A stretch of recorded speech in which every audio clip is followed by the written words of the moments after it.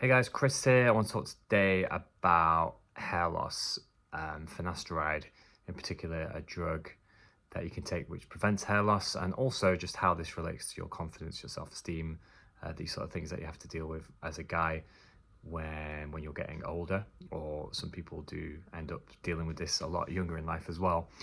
So I wanted to give you my thoughts because I've experimented with the drug finasteride, and I'm also taking various shampoos to obviously deal with my hair loss, which has been something that last year in particular, last couple of years, I've noticed is become more visible, and is something that I know sooner or later I have to deal with, or however that comes about, sort of on the top of my head.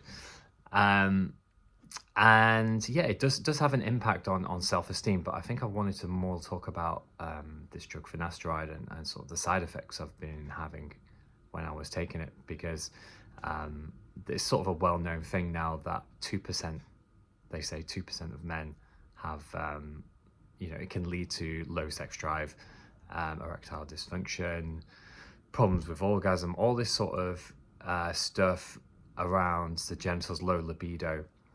And it's interesting, and it's been quite debatable of maybe those numbers aren't necessarily true, or either it's taken from a biased sample, or on the other side, it's actually it's not as many as it says, or it's more, because the people I know who've taken it have all sort of had the similar symptoms. And it is interesting to know that that's what people are having, even if it's only 2%, and then say 5 people who've taken it, and then 4 out of 5 of those people have those symptoms, which is interesting, because you would think, well, maybe it should be 80%.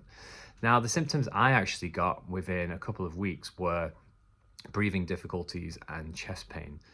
And I remember I was going to a Muay Thai class, and I was just really struggling doing press-ups and burpees, and I just was out of breath, and I was in really good physical shape. And then also going up and down the stairs, just in general, going to my personal trainer, then lowering the dose slightly. And I just remembered I was struggling. So my straight away was to come off it. I mean, I've not really I've not taken any medication for 9 years now. And I'm sort of, part of my values as well is I'm more or less against a lot of medication that's taken, and only advise taking medication if it's absolutely necessary. I'm the kind of guy who would have a headache and I would just go through the pain, and I wouldn't take any paracetamol. Or my beliefs are, look, this sort of pain you have is teaching you something. It's teaching, you've got the headache, you've got the stomach pain. What's this teaching about you? So I think the fact that you're actually taking a drug which can impact your life in some way, and change, you don't know what's actually going on inside yourself.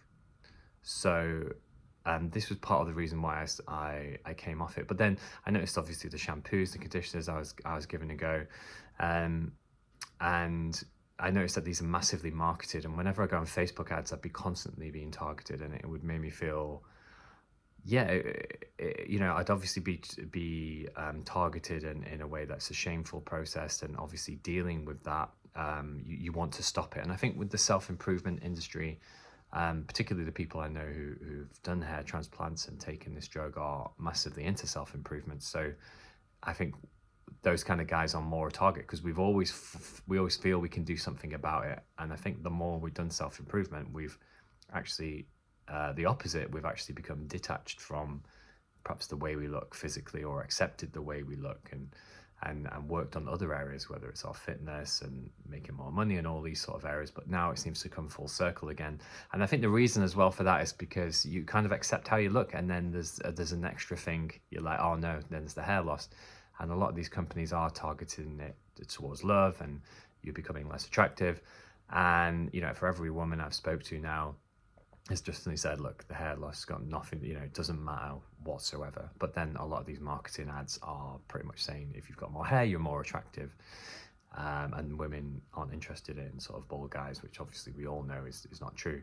And I think they try and make out that the numbers are less. And the thing is, going into your 40s, it is a good 30 to 40% of men are, or going past the 40s, to later in life, are going to have to deal with some form of hair loss. And again, it is just the way it's being targeted. So for me, the overall thing I want to say is that I choose health every time. You know, when I struggled with the breathing difficulties, I stepped away and said, look, this is just not for me. You know, health has to be number one. And the ironic thing is that people will be willing to sacrifice their health to if they obviously do have the symptoms. And the main thing I want to say with this as well is that, you know, if people are taking the drug Finasteride, or they're taking the shampoos, or they're getting hair transplants and it's working for them, then great, you know, it's great. But again, it is this sort of, I come across this guy on a YouTube channel who was very much sort of saying that, you know, the second you're having symptoms, come off it straight away. And also just come to the fact of accepting that you're going to have that you're going to have hair loss, and coming to terms with it. And I felt like for me now is that I have accepted it, you know, and however that unfolds, and I think it is okay. And again, it is part of this journey of becoming detached from your physical form. You know, it's like the universe giving you a message, you know, as a guy, like, you are going through this this particular thing, and then you're not necessarily hiding it, but yeah, of course you might be hiding it. You might be wearing hats, you might be taking the drugs and all this stuff to stop it, and sometimes again you just have to accept it. You know, there's always maybe something you can do in this day and age, but you are being targeted, I think, as well, from a lot of these companies, and you have to really say what is actually in it. You know, what are the chemicals, what's actually happening to your body to allow you to get your hair growth back. So I would do a lot of research, and again, you just want to look at the symptoms. But again, it poses the question, if even 5% of people are getting these symptoms, you know, are a lot of us also getting those symptoms as well, and you know, maybe not becoming aware of it, and understanding what is actually the drug is actually doing, you know, if it affects the sexual libido and all this sort of stuff. Yeah, so, but I know a lot of people out there, maybe a lot of actors are getting the hair transplants and all this sort of stuff, but you know, that is more their role, I guess, of they're attached to how they look. But I think as well, if you accept it and move past it, and always say that health is number one, you know, health is number one. I think when I had these breathing difficulties, and which is crazy, I'm 37 and I'm super fit, super healthy, you know, never have any, and never really ill, and then I'm starting to take medication again. I sort of feel like my soul was telling me, come off this stuff, you know, this is just not the way it is. And that can be quite sad, because you want to try and fix it, and then you do grief a bit. I didn't realize that hair loss was such a thing as a man, like, to go through. It is quite a difficult, challenging thing, because you see, you're on the back, you're losing your hair, or in the mirror, you're always conscious of how you look, you see yourself in the pictures and all this stuff.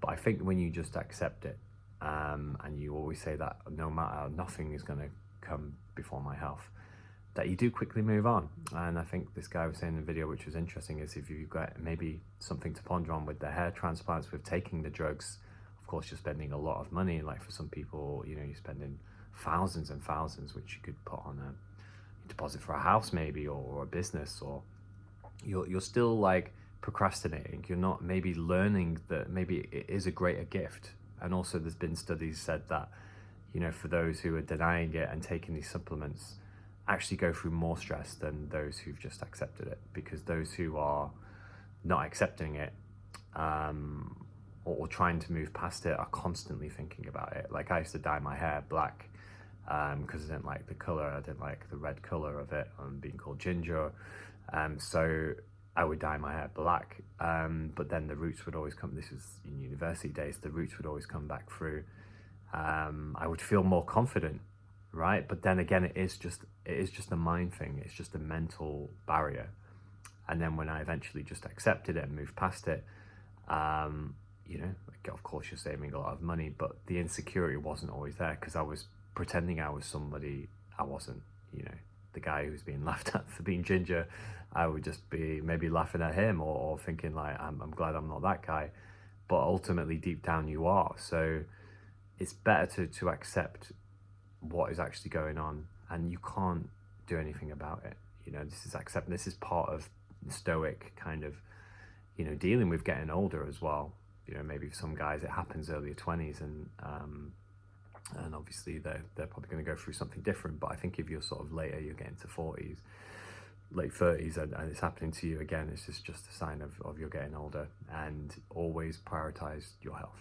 So I want to share that with you, and my things, and also just to mention about the breathing problems, the chest pain, because it's quite rare. I also took minoxidil as well, which you're putting the chemicals on your head, and you sort of feel the chemical all into your head, going into your scalp, and it's just like, what are you actually doing? Like, what, you know, what's this stuff going into your brain? Like, you know, just be aware of what you're putting on your body. Of course, it might lead to hair growth, but to do that twice a day, and you have to leave it to soak, you know, and to do that twice a day for your whole life, for me, is just, I think it's just a bit too much personally. But of course, I respect people's decision, and if it doesn't bother them and it's just there and they're not even thinking about it, then great, and all good to them. But eventually, you know, I think what's been said a lot of the time is people maybe do this for 10 or 20 years, but then they eventually go back. And people are talking about the derma roller, where you're like literally hole punching your head, and it's someone told me it's like having a tattoo on your head, and you're doing that every week. To me, it's just, personally, it's just a lot. But I 100% respect if you're watching this video and you do these things, or you take finasteride, minoxidil. You know, respect to you and your journey, but I'm obviously just sharing my side and how that feels in my corner. It just, my soul will not allow me to do that. So that is just one I wanted to share. So I hope you enjoyed this video, guys, and for those guys who are going through something similar, it can relate to you. All right, see you soon. Bye.